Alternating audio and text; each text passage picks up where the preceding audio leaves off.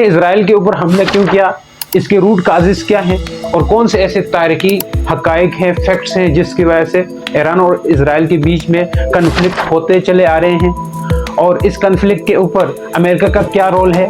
तो आइए ये समझते हैं हम इस वीडियो के अंदर। फलस्तीन के अंदर एक ज्यूइश स्टेट यानी इजराइल के बनने से पहले मुस्लिम कम्युनिटी और ज्यूइश कम्युनिटी आपस में पीसफुली रह रहे थे, लेकिन इजराइल के बनने के बाद ऐसा क्या हुआ जिसकी वजह से इजराइल और ईरान के बीच में कन्फ्लिक्ट बढ़ गया। कन्फ्लिक्ट की असल वजह है राइज ऑफ ज़ियोनिज्म। ज़ियोनिज्म क्या है, इसके ऊपर हम अलग से वीडियो बना के उस पर डिस्कस कर सकते हैं। लेकिन 1948 को अरब इजराइल वार शुरू हो जाती है। उस वार के अंदर ईरान जो है वो अरब स्टेट्स का साथ देता है, अरब स्टेट्स का साथ देता है और इजराइल के अगेंस्ट जाता है। लेकिन इस वार के अंदर ईरान खुद पार्टिसिपेट नहीं करता।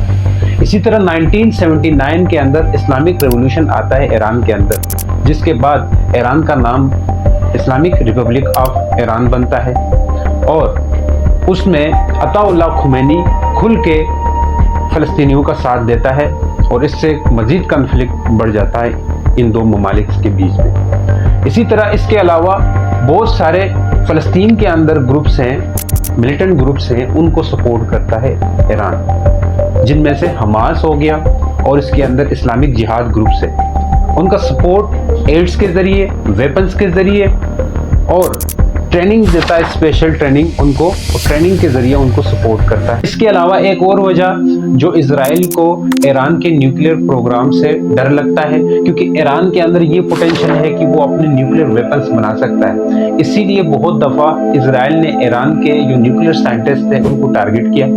और इसके अलावा जो ईरान है वो सीरिया और लेबनान के अंदर जो ग्रुप्स हैं, हिजबुल्लाह जैसे ग्रुप्स हैं, उनको सपोर्ट करता है, जो हमेशा से इजराइल के लिए मुश्किलात खड़ी करते हैं और उनके साथ लड़ते रहते हैं। तो अभी ये क्या वजह बनी जिसकी वजह से ईरान ने इजराइल के ऊपर हमला किया। रात के वक्त लगभग 300 मिसाइल और ड्रोन्स ईरान इजराइल की तरफ भेजता है और ईरान का कहना है कि ये हमने जो हमला किया ये एक रिटेलिएट हमला था, क्योंकि इससे पहले इजराइल ने भी ईरान के डिप्लोमेट्स जो सीरिया के अंदर थे, कौंसल खाना था जो सीरिया के अंदर, उस पे हमला किया था। उस पे हमला करने से 12 बंदे और साथ में ब्रिगेडियर जनरल मारा गया। 99% मिसाइल और ड्रोन्स इंटरसेप्टेड किए गए आयरन डोम के जरिए, जो कि इजराइल के एयर डिफेंस के पास मौजूद है, और कुछ ही मिसाइल और ड्रोन्स इजरायली टेरिटरी के अंदर दाखिल हुए, जिसके दाखिल होने से वहां पे मौजूद मिलिट्री बेस डैमेज हो गया और एक बच्ची भी इंजर्ड हुई। और साथ साथ इस पूरे सिनेरियो के ऊपर जो इंटरनेशनल मीडिया है या इंटरनेशनल जो पॉलिटिक्स है, अमेरिका का क्या कहना है, जो बाइडेन का भी स्टेटमेंट आया और ब्रिटेन का भी स्टेटमेंट आया, कनाडा का स्टेटमेंट, चाइना का स्टेटमेंट, इंडिया का स्टेटमेंट, मुख्तलिफ ममालिक ने अपने अपने स्टेटमेंट दिया, रशिया ने अपना स्टेटमेंट दिया कि ये जंग नहीं होनी चाहिए।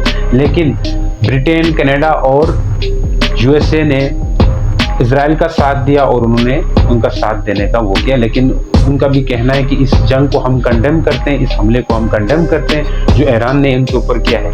आपका क्या कहना है इस चीज़ के ऊपर, कमेंट सेक्शन में ज़रूर बताइए।